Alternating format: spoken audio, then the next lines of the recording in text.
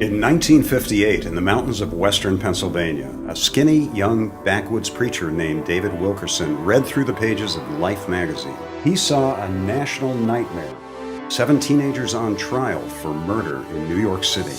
Faces of addiction and despair. "Lord, what can I do?" he asked. "Go and preach the gospel."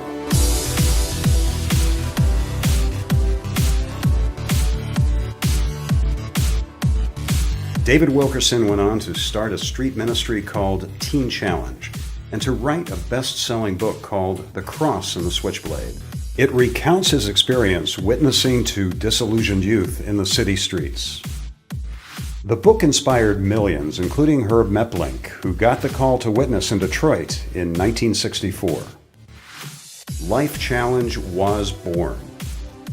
Other leaders followed Herb, and for 50 years, Life Challenge has been a light, a beacon of hope in Detroit. Over $1 trillion has been spent on the so-called war on drugs, all to no avail. There is only one way to be truly free, and that is to be free in Christ. As a little girl living with my sister and single mom who was diagnosed with schizophrenia, and she was also a drug addict and a prostitute. Been a period of time in my life where I was actually homicidal and suicidal. I remember learning to count, counting beer cans. By God's grace, we were removed when I was 6 years old and placed into foster care. And so in 8th grade, I started starving myself. My senior year in high school, I tried committing suicide by overdosing on pills. My parents were fed up. They gave me an ultimatum. They said, "You either need to go to Teen Challenge or we're kicking you out." I remember the director, the counselor, they tried everything and to get me to eat. And I broke down right at like the kitchen table, tears running into my food, and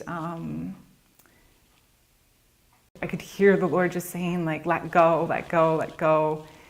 I did, I surrendered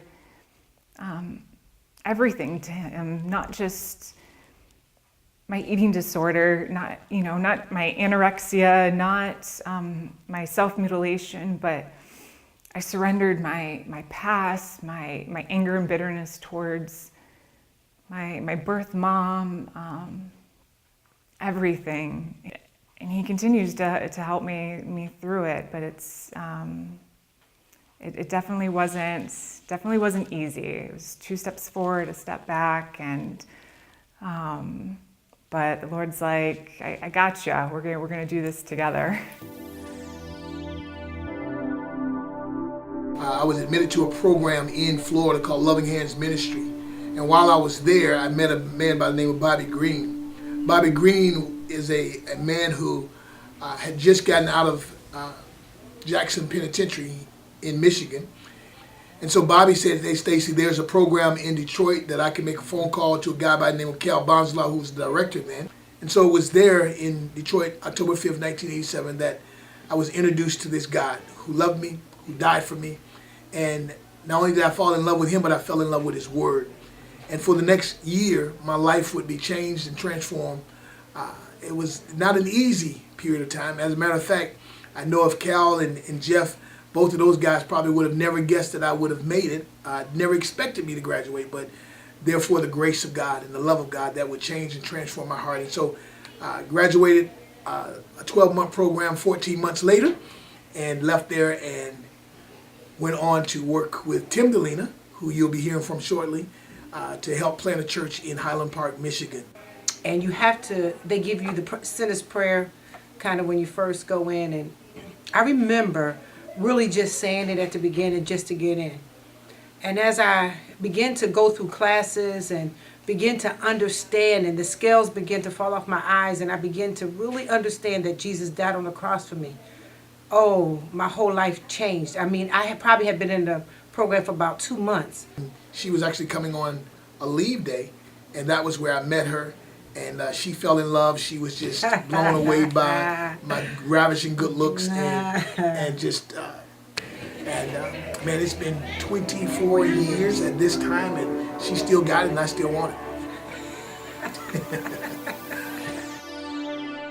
So I became addicted to cocaine in various forms, mainly crack cocaine, and I ended up in jail. The guys that were on the rock in the jail cell where I was at in the same vicinity, they thought I was completely crazy. They thought that if anyone needed some help and some stabilizing, this guy certainly does. So I don't know how or why, but literature was floating around that jail, the Oakland County Jail, really pieces, and some of these pieces of paper were old, about this life challenge.